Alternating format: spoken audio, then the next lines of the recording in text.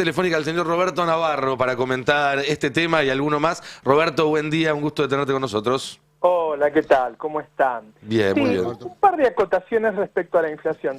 Primero, el hecho de que hayan bajado la evolución del tipo de cambio del 2% mensual al 1%, vuelve a demostrar que ni ellos creen que la única razón de la inflación es la emisión monetaria. Claramente, ellos lo que hacen es planchar el tipo de cambio para bajar la inflación. Históricamente, el gran impulsor de la inflación en Argentina ha sido la restricción externa, que hacía que nos faltaran dólares y por eso subía el precio del dólar. Bueno, ellos que lo entienden, igual que nosotros, lo que han hecho es planchar el dólar, quemando reservas. Digo, aclaremos que para planchar el dólar lo que hicieron fue utilizar el 20% de las exportaciones, que pasen por otro lado, que no vayan al Banco Central, y eso maneja los tipos de cambio paralelos. Y el resto lo tienen fijo.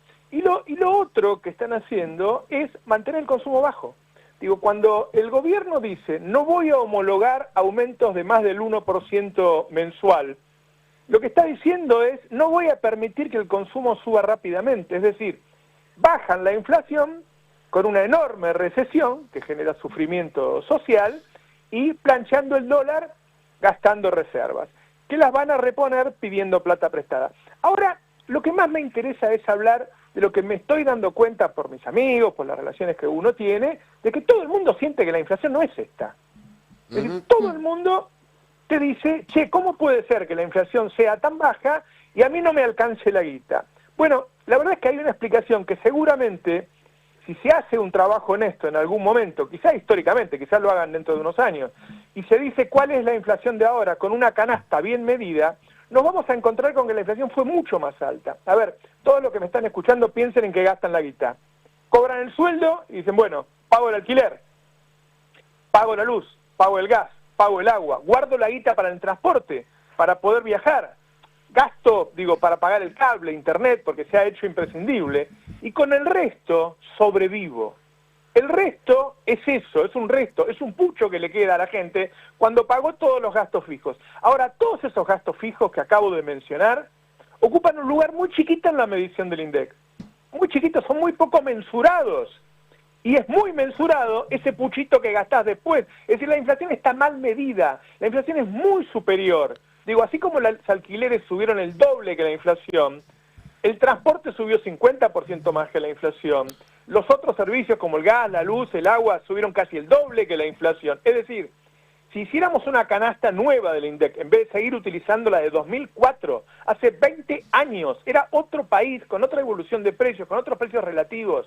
Si actualizáramos, hiciéramos una canasta ahora de en qué gasta la plata la gente, la inflación del año hubiera sido mucho mayor y por lo tanto la cantidad de pobres serían muchos más. Pero le doy una vuelta más. ¿Es lo mismo ser pobre en el gobierno peronista que ser pobre en este gobierno? A pesar de haber duplicado la asignación universal por hijo en términos reales, la pobreza da, medida por ellos, un 40%, bien medida supongo que daría un 50%. Ahora, ponele que es un 40%, ponele que es la misma que de Alberto. Bueno, cuando en el gobierno de Alberto alguien no le alcanzaba para comer, el gobierno le daba comida. Cuando en el gobierno de Alberto alguien tenía una enfermedad grave y necesitaba medicamento, el gobierno le daba medicamentos.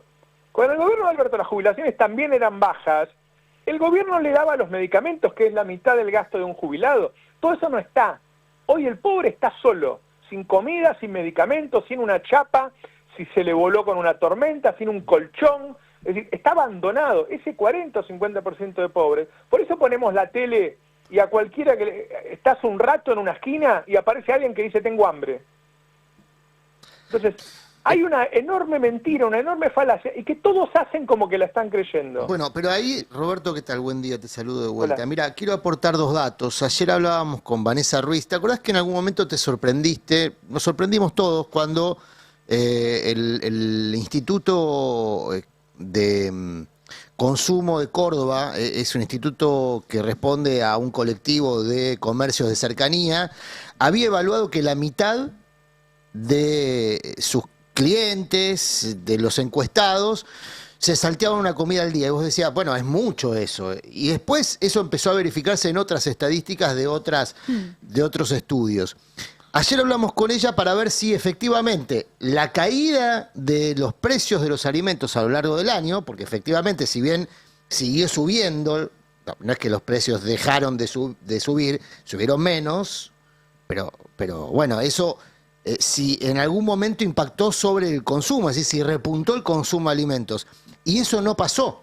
Se mantuvo inalterado ese 50% de personas que se salteaban, de hogares, perdón, que se salteaban una comida al día. Es decir, que el hecho de que la canasta de alimentos, donde después dentro de esa canasta tenés distintos comportamientos, pero el hecho de que la canasta de alimentos desacelerara la inflación no mejoró las posibilidades de consumo, porque lo que cayó fue el ingreso. Y además, Ese la es el carne fenómeno. del consumo más bajo en décadas, ¿no? En Pero muchas básicamente décadas. por eso, porque los precios no que se mantengan estables, y ojo que es un valor que se mantengan estables, no vamos a criticar No, más la estabilidad vale. de precios, no vamos a Pero caer en esa tampoco ridiculez. es un hecho concreto de la realidad. Aceleran menos que en otro momento, Pero tampoco que están clavados. Acelera menos por esto que decías vos, Roberto, y ahí te devuelvo la pelota, porque hay dos anclas muy nítidas, el tipo de cambio planchado, el salario, una tercera, la retracción de la actividad. No, son las tres. Los Sí, tres son las elementos. dos anclas, la cambiaria y la de los ingresos. Claro. Mira, leo nada más el chat porque inmediatamente que dije eso de que te queda un pucho después que pagas todo, hay un montón de mensajes. Digo, Carlos Daniel García dice: el pucho que queda no sirve ni para cigarrillos. Andrés Peña dice: en enero siempre faltan 20 días. Es decir, a todo el mundo le pasa eso. Ajá. Gasta la mayor parte de su sueldo en cosas que el INDEC casi no mide. Digo, este festejo enorme que hay es una farsa. Digo, la Federación Sindical de Profesionales de la Salud dice que hubo 100 muertos por personas que no le entregaron medicamentos. La Cruz Roja dice que 1/3 de los jubilados no le alcanza para comer. UNICEF dijo que hay 1 millón de pibes que se van a cenar sin pagar. El 20% de la gente dejó la prepaga, el 25% de la gente dejó el colegio privado. Digo, estamos viviendo un drama y hay un sistema de medios de comunicación a los que se suman incluso algunos de los modernos, creo que por pereza intelectual, porque no hacen un buen trabajo, que se están creyendo que la gente está bien. Y la verdad es que la mitad de los argentinos se están cagando de hambre porque son pobres sin apoyo, son pobres sin Estado. Y te agrego algo más, Roberto, a este diagnóstico, porque al mismo tiempo vemos en medios de comunicación, en las redes sociales, que los balnearios argentinos están teniendo una temporada que, si bien no es récord, tampoco es tan mala, que hay muchísimos argentinos veraneando en Brasil, que hay argentinos que están yendo a Europa. Y ahí es donde está el país de dos velocidades del que venimos hablando. Este país sin clase media que propone Javier Milei y a donde nos llevan las políticas de Javier Milei. Va a haber un puñado de millones de argentinos que quizás en este momento estén igual o hasta un poco mejor que hace un año, porque como se atrasó el dólar, sus salarios, y a los que pueden ahorrar un poco, ese poco que les sobra se revalorizó mucho en dólares y les permite hacer consumos por Amazon o tomarse unas vacaciones que hace unos años no llegaban. Y a la vez, el resto del país, que va a quedar cada vez peor cuando vemos que el consumo se derrumbó este año más de un 20%. Pero sabemos que hay gente que mantuvo su nivel de consumo, que incluso lo aumentó. Eso significa que los que se cayeron, los que quedaron abajo del barco, perdieron mucho más de un 20% en el consumo. Es ese pucho del que vos hablabas. Ese pucho quizás hoy te alcanza para la cuarta parte o la quinta parte de lo que te alcanzaba hace un año o hace dos. Y ahí me parece que también hay un fenómeno a prestarle atención. A un país que no se está empobreciendo de forma pareja, sino que está empobreciendo a una parte muy importante de su población para mantener a flote y con niveles de vida quizás superiores a la crema, al 10% o al 5% de más arriba. Y te digo más, creo que alguien lo comentaba ayer, no, el Tano Gentili, que es un gran analista social, me lo decía ayer. Y esa mitad en la que hay gente con hambre, gente que se muere por no tener medicamentos, gente que la está pasando muy mal, gente que no puede ir y tiene que ir caminando a trabajar, está escasamente representada hoy. No solo políticamente, porque claramente hay una crisis en el partido peronista, sino mediáticamente. Con todo esto que se está armando este año, que vas a poner TN, vas a poner La Nación Más, vas a poner América 24, y todo es lo mismo, arreglos espurios que hacen con otra gente, hay un problema de representación muy grande con la mitad de la sociedad. A ver, si el consumo total cayó 20%, como bien decís vos, Nico, si hay una mitad que no bajó el consumo, a la otra mitad le bajó el 40% en promedio.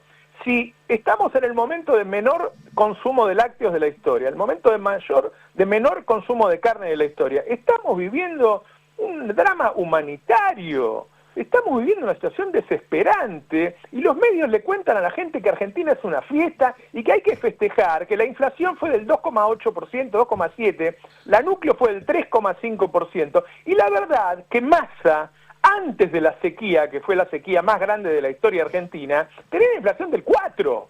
Tenía una inflación del 4%, es decir, no es que hiciera una revolución.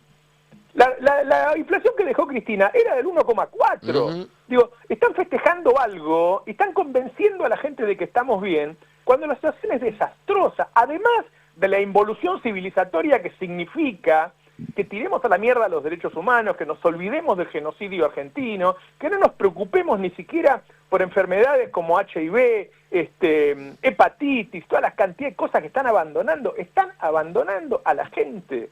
Están vaciando los hospitales. Un niño conocido pidió un turno en el Garrahan para hacerse un Holter, porque el chico tiene taquicardia, y le dieron para junio. La gente está abandonada. Y nos muestran que hay gente en la costa. Sí, en la costa caben 3, 4 millones de personas. Siempre va a haber 3, 4 millones de personas. Habría que ver después cuánto están gastando, habría que ver cuántos días se quedan, si diciembre sigue así. Digo, Mar del Plata está lleno el 75%. Bueno, eso es poco. Con Cristina estaba al 105%, la gente alquilaba los cuartos. Digo, no es que el 75% es mucho. Siempre va a haber para llenar el 75% de las habitaciones de Mar del Plata. Ahora, la verdad, hay que romper con tanta dulzura, ¿no? Como decía la publicidad. Le están festejando a un gobierno que nos llevó a una tragedia. Y hay un punto, perdón, ¿no? Pero hay un punto también en esto de que faltan personas de los sectores más populares y de los sectores más perjudicados en la representación de todo, digo, en la política, en los medios y evidentemente en todas partes, pero también hay una sobrerepresentación de los sectores vinculados a los sectores financieros que están efectivamente de fiesta y que la noticia de ayer, ese comunicado del Banco Central diciendo vamos a reducir el crawling peg, vamos a pasar una tablita cambiaria del 1%, se festejó con champán, porque es decir, bueno, no solo sigue la bicicleta financiera, sino que me va a dar rendimientos todavía más grandes en un año donde parecía que era imposible pensar en profundizar la apreciación cambiaria, en profundizarla antes de la liquidación gruesa y en profundizarla antes de las negociaciones con el FMI. O sea, van en contra de incluso las recomendaciones, ya no de economistas heterodoxos, de la propia ortodoxia que dice, che, vos no podés sostener este esquema cambiario simplemente porque estás en un año electoral. Así es, exactamente, y tirando los dólares, digo, gastaron 18.000 millones de dólares en ese blend, que es liquidar exportaciones en el contado con liquidación, simplemente para mantener el dólar artificialmente bajo. Es decir, el futuro mediato, digo, el 2026 ya va a ser un peligro por todos esos problemas. El largo plazo es desastroso, porque te quedaste sin educación, te quedaste sin ciencia, te quedaste sin salud. Digo, hay un abandono de las responsabilidades del Estado, como si los argentinos... A ver, acá el problema es el alto precio que estamos pagando por bajar un poco la inflación. Un precio desorbitante por bajar un poco la inflación, porque no hay que compararla con el 25 de diciembre del año pasado, porque el 25 fue una cosa de Milei por la devaluación, y ni siquiera con el 8 o 10 que llegó Massa, en el medio de una sequía terrible. Digo, sabemos que este país cuando tiene sequías tiene problemas, digo, pero la inflación que venía teniendo primero Guzmán y después los primeros meses de Massa era del 4%, así que para bajarla al 2,7, 2,8 se tiene que morir de hambre 1 millón de personas. Sí, y no solo eso, Roberto, también estamos entregando 60 años de desarrollo nuclear, estamos entregando el desarrollo satelital que tiene solamente 10 países en el mundo, estamos probablemente en el largo plazo entregando la Antártida. Digo, corre por dos vías la destrucción de este gobierno, la que impacta a nivel personal en cada hogar, en cada familia, en cada persona que no recibe los medicamentos, que no le alcanza para comer, que perdió el trabajo o que tuvo que empezar a salir con la moto o con una bicicleta 10 horas por día porque el trabajo que tenía antes ya no le servía o no existe más. Y por otro lado, en el largo plazo, la destrucción absoluta del Estado argentino y de sus capacidades estratégicas para insertarse en un mundo que va a mostrar cada vez más dificultades y donde quedamos cada vez más a la intemperie y atados a Estados Unidos. Bueno, la enorme responsabilidad de toda la clase dirigente en apoyar una cosa como esta, ¿no? Digo, la dirigencia política, todo lo que es Juntos por el Cambio, todo lo que es radicalismo es un desastre. Parte del peronismo, ya lo sabemos, Catamarca, Tucumán, que se acercan al gobierno por unas monedas, la clase empresarial irresponsable que tira a la basura la educación, que es el futuro, la ciencia. Hay una crisis dirigencial, un nivel de inmoralidad terrible. Y el tema de los medios, porque cuando le sacaron la comida a la gente que entregaba el Estado, TN y La Nación Más dijeron que era porque había robos. Leían un WhatsApp del Ministerio de Capital Humano. Bueno, esa denuncia fue a la justicia y fue rechazada por falta de mérito de inmediato, y de hecho la justicia le empezó a reclamar que entreguen comida. Es decir, era mentira. Cuando sacaron los medicamentos del DATSE, Majul dijo que estaban robando. La denuncia fue a la justicia y fue rechazada en límite en ese momento, porque no tenía ningún sentido la denuncia. Y eso lo fueron haciendo, dijeron que los jubilados le daban medicamentos para la familia. Eso es imposible de hacer. Todo eso lo hizo TN y lo hizo La Nación Más. Es decir, le dio justificación. Y no solo eso, sino que le llamó chorros a cada uno de los que estaban en ese lugar. Bueno, el otro día vi un video de un señor que decía que era jubilado, que tenía que seguir trabajando para pagar los medicamentos, pero que apoyaba a Milei porque había acabado con los chorros. Es decir, la conclusión que le quedó a él es lo que le dijeron los Majul, los Viale de este momento, ¿sí? Todos esos mercenarios que le dicen a la gente que están arreglando el problema de los chorros. No, lo que están haciendo es sacándole a los pobres para darle a los ricos, porque los ricos este año, en vez de pagar el 2,5 de impuesto a la riqueza, van a pagar el 0,25. Las empresas que están entrando al RIGI, en vez de pagar 35% de impuesto a la ganancia, como paga un trabajador que gana más o menos bien, van a pagar el 25% y no van a pagar todos los demás impuestos que se van a descontar de ahí. Y así es enorme la cantidad de ventajas que le están dando. Este año, la gente que timbee, que diga, vendo mis dólares, hago un plazo fijo nada más, un plazo fijo, y me gano el 30% y los vuelvo a comprar a fin de año, va a ganar guita. Es decir, hay una transferencia, un robo, sacarle de los bolsillos a la clase trabajadora con un apoyo impresionante de la clase dirigente y de los medios de comunicación. Eso es lo que estamos viviendo. En un número que comentaba acá hace un rato, cuando uno mira la evolución del precio de los servicios, por ejemplo, y la evolución de los salarios en el mismo periodo, toda esa brecha, todo lo que surge en el medio es plata que deja de estar en el bolsillo de la gente y pasa a estar en el bolsillo de los dueños de las empresas que dan servicios. Y hay otra cosa, es que este año, con todo este aparato paraestatal de comunicación que convence a la gente que estamos en el mejor de los mundos, van a pasar leyes, como por ejemplo, volver a trabajar 12 horas. Murió mucha gente luchando por la jornada de 8 horas, y resulta que ahora esta clase dirigente va a permitir que volvamos a una jornada de 12 horas. Un siglo de retroceso. Yo digo, es un momento tremendo y hay que hacer un enorme llamado, porque esta gente gobierna y al mismo tiempo genera una batalla cultural feroz y convence a la gente de que este es el camino. Entonces lo que tenemos que hacer es una batalla contracultural contra esta gente, con toda la fuerza, con todo el empeño, desde todos los lugares que se pueda, desde lo artístico, desde lo musical, desde lo periodístico, de los historiadores, de los filósofos, y dar una batalla cultural contra esta gente. No puede ser que convenzan al pueblo argentino, primero, de abandonar a su suerte a millones y millones de personas que no tienen para comer, no tienen para pagar un medicamento. Y segundo, para perder todos los derechos por los que muchas generaciones han luchado muchos años.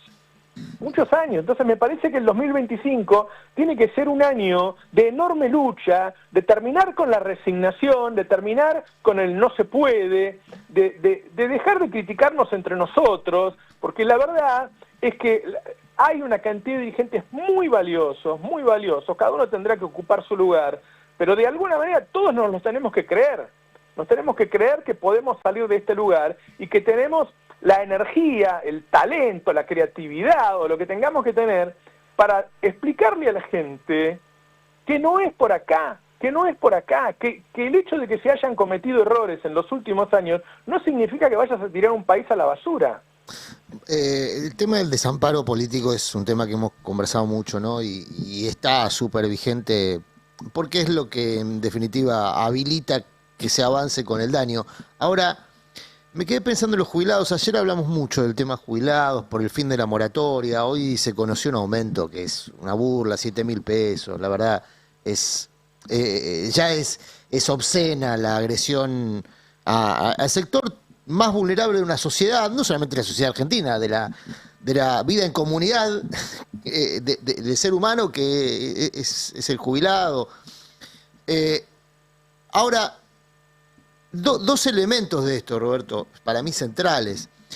Vos hacías referencia al jubilado que asume su propia tragedia como una necesidad, ¿no? Como una ofrenda en el camino de la construcción de una sociedad mejor, porque lo convencieron de que él era, en definitiva, quien tenía que hacer esa ofrenda como parte de un esfuerzo colectivo. Bueno, yo creo que el trabajo más complicado va a ser abrir los ojos, y esto lo digo con humildad, porque nosotros también hemos estado cegados muchas veces defendiendo causas perdidas, ¿no? Y hay que hacer esa autocrítica, digamos, en algún punto, ¿no? Pero el caso de personas que están considerando que son ellas las que están aportando a la construcción de un porvenir mejor, con su propio esfuerzo, cuando hay otros que están disfrutando de esa transferencia regresiva, para mí me enoja particularmente. Me enoja particularmente Sí. con nosotros mismos, digamos, porque, bueno... Hay un sector engañado que se creyó todo eso, y hay otro sector que me preocupa mucho, y un poco le estaba hablando a esa gente yo, que cree que es su culpa su situación. Claro, claro. ¿Sí? Que transforma, en vez de... Viste que hay gente que está festejando que ya no se cortan más las calles y clavándose los puñales por decir por qué no lo hicimos nosotros. La verdad es que las calles deberían estar incendiadas, que la Plaza de Mayo debería estar tomada y que todo el mundo debería estar en la calle protestando, porque no puede ser que en un país donde se produce alimentos para 600 millones de personas, 1 millón de pibes se vayan a dormir sin comer. Pero le han enseñado a la gente que estaba mal protestar. Le han enseñado a la gente que estaba mal protestar. Y hay un montón de gente que está convirtiendo un drama social en un drama personal. Entran en una depresión, sienten que son ellos los culpables de no poder darle de comer a sus pibes, de no poderle comprar medicamentos a los padres, de no poder mantener a los padres que son jubilados y no le alcanza la plata. Y esto no es un problema personal. No sos vos el que no te alcanza la plata. Es No, y el tampoco... país que está funcionando así. Es un drama social. Sí. Y de él solo sale con la lucha, no con depresión. No hay que caer en la depresión o de sentirse culpable de tu drama, porque no es tuyo el drama. Es interesante ver qué van a hacer los sindicatos, qué va a hacer la CGT frente a esta idea de no homologamos ningún aumento por encima del 1%. Los van a matar a comunicados. Así que esa va a ser la reacción. Porque ahí va a ser una prueba de fuego, ¿no? Si el gobierno plantea como ancla para la inflación que no suban los salarios y que queden por debajo de la inflación, bueno, ¿qué van a hacer los sindicatos y la CGT, no? Bueno, se tiene que renovar, tiene que aparecer un dirigente o varios dirigentes en cada uno de los sindicatos que pelee, o sea, tiene que ser el momento de la renovación, tiene que ser el momento de sacarse de encima a todos esos tipos que son empresarios, no son sindicalistas. Jamás hay que hablar en contra de los sindicatos, porque los sindicatos son importantísimos. Hay que hablar en contra de ese grupito de sindicalistas que son entreguistas como lo han sido siempre. Bueno, se irán renovando. Digo, y no es una cuestión etaria, donde haga falta renovación, se hará, tenga la edad que tenga. Y donde no haga falta, a los mejores tengan la edad que tenga, hay que utilizarlos. Lo que no hay que perder es, primero, no dejarse engañar con que las cosas están bien. No están bien. Es desastroso. Hay un drama humanitario en la Argentina. Lo dijo The Guardian ahora, antes de ayer salió una nota, ¿sí? Digo, están saliendo Amnistía Internacional a decir que en Argentina hay represión y hay un montón de pelotudos que son los nietos de los que ponían la calcomanía de Somos Derechos Humanos en la dictadura, que dicen que Amnistía Internacional miente sobre Argentina, otra vez en la misma situación. Es un país que da vuelta. Yo lo escucho a Adrián Murano, que a veces se deprime por eso, porque los que somos grandes tenemos que volver a vivir las mismas cosas. No me deprimo, me enojo. Bueno, está bien, me gusta mucho más el enojo que la... Sí. Me gusta más. Porque tenemos que estar muy enojados este año, tenemos que estar con los dientes apretados este año. Tenemos que salir a luchar y no solamente a narrar lo mal que estamos, sino a decirle a la gente que nos despertemos, luchemos contra esto y no nos dejemos engañar. Ahí estamos viendo la tapa del Guardian que mencionabas, una editorial muy dura, donde dice la mirada del Guardian sobre el año de austeridad en la Argentina. Sí. Recortes dolorosos, pobreza creciendo, es interesante porque el gobierno sostiene lo contrario, y timba geopolítica. Me parece también interesante que se ponga el ojo sobre esto último porque está todo intrínsecamente relacionado. Escuchan el pase, ¿no? No, pero la verdad, a mí me ¿Hablamos nosotros o pasa una carretilla de trenes? Pasa, sí. A mí me irrita que haya dirigentes políticos que se enteran porque lo leen en The Guardian. Muchachos, ¿qué canal están mirando? Muchachos, y después, ¿qué canal están mirando? Me parece que dentro de la batalla cultural hay que decirle a la gente que en todo el mundo, cuando los quieren pasar por arriba, la gente sale a las calles. Cuando vos ves las protestas en París, en España, en Italia, en Estados Unidos, y ves que realmente incendian las calles, no una metáfora, realmente incendian las calles. Y acá salieron 4 pibes en la ley base, los metieron presos, los trataban de terroristas. Yo me acuerdo que Jonathan Viale ponía las caras de esos pibes de 20 años y los trataba de terroristas. No, es el derecho a la protesta y hay que protestar, hay que reclamar. No te podés quedar en tu casa con el pibe muriéndose de hambre. Hay que reclamar, hay que salir a las calles y protestar. Tiene que haber una representación que saque a la gente a la calle a protestar y que no acepte que la gente se esté muriendo de hambre en su casa, que la gente se esté muriendo por falta de medicamentos, que vaya a un hospital. Incluso ya hay muchas clínicas que están dando turnos para dentro de 6 meses. Y digo, la gente no tiene salud, no tiene comida, no puede viajar. Hay un montón de gente que me cuenta que va caminando o va en bicicleta a lugares muy lejos, que están mal del corazón, qué sé yo, y no pueden hacer esos esfuerzos. Hay una situación desesperante y nos quieren engañar con esos 3 millones de personas que van de vacaciones siempre. Y un malestar generalizado, ¿no? Porque a la luz de los resultados, cuando uno ve la canasta y ves que una familia necesita casi un palo 100 para no ser pobre, y a vos el salario RIPTE registrado del sector que está formalizado, que tiene sindicato, que está en las mejores condiciones, es más o menos eso, te habla de que incluso los que están en la mejor posición siendo trabajadores están a 3 pasos de la pobreza. Entonces, incluso quienes están mejor no están tan lejos de las grandes mayorías que tienen estas urgencias de, bueno, no llegar a pagar la comida o de haber pasado de hacer las 3 comidas a hacer 2 y tal vez ahora 1, que es lo que se evidencia en esa caída del consumo de carne, de leche, pero de supermercado en general. Sí, y que como recuerdo cada vez que hablamos de este tema, no es un efecto colateral, no es un error, no es algo que salió mal, sino que es parte del plan, tal como lo anunció Eduardo Serenellini, hoy importante funcionario del gobierno, pero en ese entonces periodista de La Nación Más, que días antes de que asuma el gobierno decía, bueno, va a haber que hacer sacrificios, algunos cambiarán el lugar de vacaciones, otros se comprarán un par de zapatos menos y otros comerán un plato de comida por día. Ese era el plan desde el primer momento y en ese sentido les está saliendo a la perfección. Y nada, me parece que todos los dirigentes deberían revisar qué va a hacer este año, ¿no? Porque ellos han corrido la línea y nos han llevado a discutir cosas. Digo, cuando Grabois alguna vez habla de dividir la tierra y qué sé yo, bueno, lo tratan de todo, ¿no? O sea, cuando vos te radicalizás para un lado, los tipos te destruyen. Ahora, ellos pueden decir cualquier barbaridad. Entonces, no hay que tener vergüenza, no hay que tener miedo a definir sus ideas. Y en este mundo de extrema derecha, claramente yo estoy a la izquierda de esa extrema derecha, estoy a la izquierda de la derecha, y quiero un mundo más justo. Y digo, y cuando dicen que hay que terminar con el progresismo, ¿qué es el progresismo? El progresismo es defender a las mujeres que fueron durante miles de años maltratadas. Bueno, entonces soy progresista. El progresismo es defender los derechos humanos. Bueno, entonces soy progresista. El progresismo es defender el clima para que las próximas generaciones tengan un planeta. Bueno, entonces soy progresista. Y hay que decirlo sin vergüenza, sin vergüenzas. Si uno es de izquierda, sí, soy de izquierda. Si uno es progresista, sí, soy progresista. ¿Y qué? Porque te quieren llevar por delante para que vos te avergüences de las ideas que has defendido toda la vida, que es defender al otro, al que está al lado, que es no poder ser feliz en soledad. Todo eso hay que reivindicarlo con mucha fuerza y terminarla con esa vergüenza, ese acomodamiento de que, me parece que tenían razón ellos. Razón ellos las pelotas. Razón ellos las pelotas. ¿Cómo van a tener razón de matar a la gente de hambre?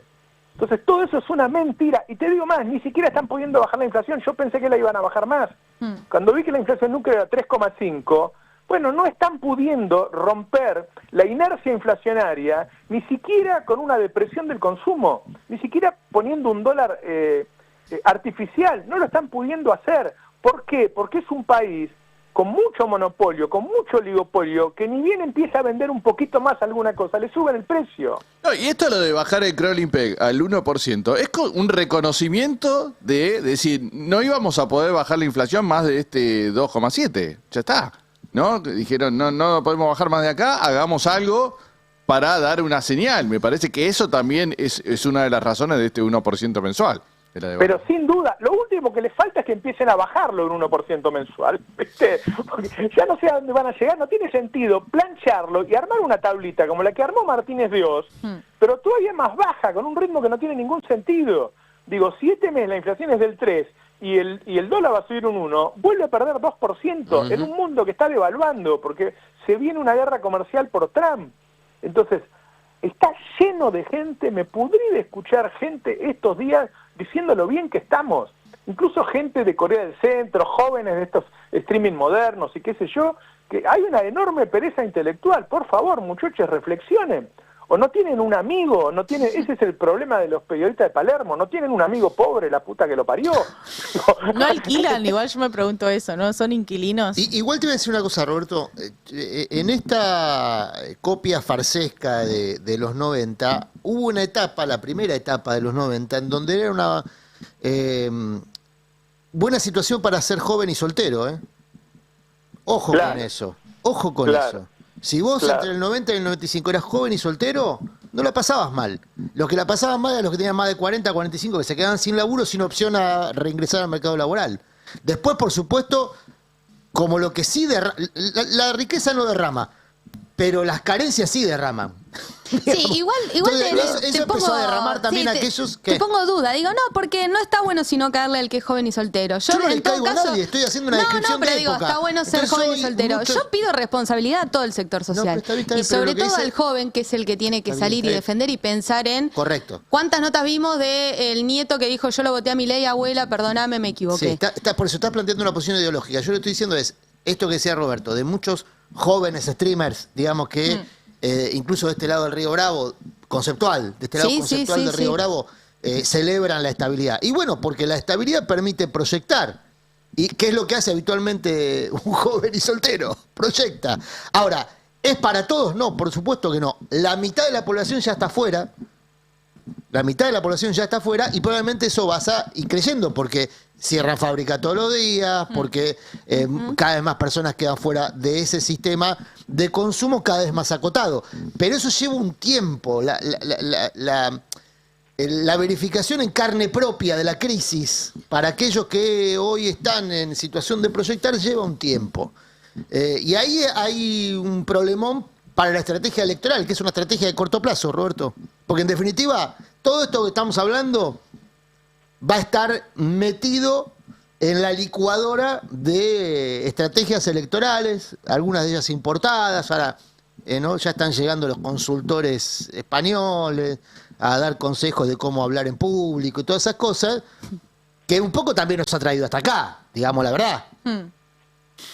Sí, bueno, está en nosotros, en los que no nos creemos todo este verso, en los que sufrimos por el sufrimiento de los demás, de plantear otra agenda este año con mucha potencia, con mucho ruido, y acompañar a la gente que está mal, despertar a los que están engañados, y la verdad, pegarle un cachetazo a los políticos acomodaticios y de mierda, a toda esa clase dirigente, cómplice de toda esta porquería. Porque lo peor que le pasa a este país es la clase dirigente, no como dicen a esos periodistas que les gustan solamente hablar mal de los políticos, no, los empresarios irresponsables, los curas irresponsables, cada uno de los frentes de poder de Argentina que están siendo cómplices por acción u omisión de una situación desastrosa. Es un drama humanitario, no puede ser que en Argentina la gente no pueda comer, no puede ser que no aceptemos que hay 1 millón de pibes que se van a dormir sin comer, que 1/3 de los jubilados se van a dormir sin comer, y resulta que estamos festejando. Digo, lo primero que tenemos que hacer es hacer un chip y decir, terminemos con esta dulzura, déjense de joder. La verdad es que si alguien está en desacuerdo, voy a invitar al pase a todo el mundo a ver que me explique cómo es esto de que esto es un mundo feliz. Esto es una mierda, realmente es una porquería. Y ojalá que muchos dirigentes se prendan a esto y empiecen a pelear, porque si no, veo mucho justificando. No, bueno, porque nos equivocamos. Sí, no nos clavemos más los puñales con los que nos equivocamos. Ya está, listo, basta. Empecemos a luchar contra Milei. Y empecemos a luchar contra todos los acomodaticios y todo lo que les conviene, toda esta mierda, porque hay un montón de gente que se está relamiendo porque sabe que este año va a ganar otra vez 30, 40, 50% en dólares por el negocio que van a hacer con este dólar planchado. Entonces, bueno, nada, eso, un poco acompañar. Mucha gente está preguntando cuándo vuelvo. El lunes vuelvo. El lunes vuelvo. Muy bien. ¿Sí? No se crean que cuando no estoy en el aire no estoy laburando. El aire son nada más que 2 horas y hay que manejar un montón de medios. Pero bueno, el lunes ya salgo desde acá y el otro lunes voy a estar ahí porque me parece que va a ser un año caliente, pero para que sea caliente depende mucho de nosotros. Depende mucho de nosotros. Y creo que hay que salir a las calles. Yo estoy dispuesto. Creo que hay que salir a las calles, que la gente no puede quedarse en la casa resignada pensando la culpa es mía, angustiándose y tomando pastillas. ¿Viste? Sacate las ganas, sacate el enojo peleando en la calle y que si te dicen terrorista, bueno, que te diga terrorista Jonathan Viale. Es un orgullo tenerlo Jonathan Viale. Se murió la nata, quedó él, es una mierda. Así que hay que luchar con ganas, sin vergüenza y orgullosos de nuestra historia y estando a la altura de nuestra historia. Todavía nos quedan unas madres y unas abuelas. Este 24 de marzo van a estar ahí. Bueno, que nos guíen ellas, que sean nuestro ejemplo, ¿no? Bueno, les mando un abrazo a todos y a todas. Un gran abrazo, Chao. Roberto, y te esperamos el lunes nuevamente.